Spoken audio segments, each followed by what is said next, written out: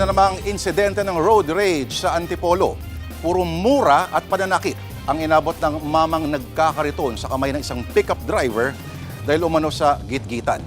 At nasa frontline ng balitang yan, si Gary De Leon.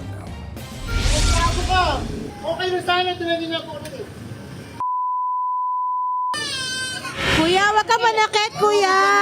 Viral ngayon ang video na ito kung saan minura at sinapok ng isang pickup driver ang lalaki may tulak na kariton sa M. Santos Street sa Antipolo, Rizal.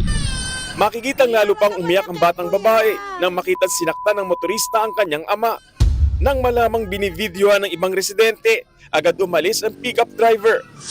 Kwento ng biktimang si alias Nestor, pauwi na sila ng 3 gulang na anak nang makasalubong ang pickup. Nakipag-gitgitan daw sa kanila ang driver. Dahil masikip ang kalsada, inawi niya ang anak para hindi mabundol pero umiyak ang anak.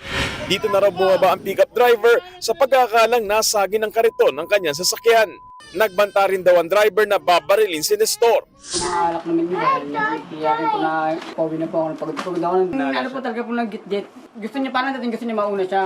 Matapos mag-viral, napasugod sa presinto ang pickup driver. Napunta siya rito para i-clear din niya yung pangalan niya kasi gusto niya sana magsampar ng reklamo sa nag-upload ng video. Pero nang malaman daw ng pickup driver na pinatatawag na siya ng LTO, agad kumambyo ang driver at nakipag-areglo na rin sa biktima.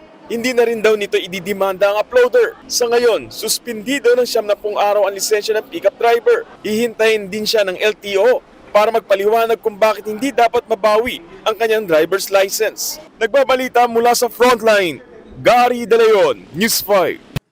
Mga kapatid, Julius Babaw po.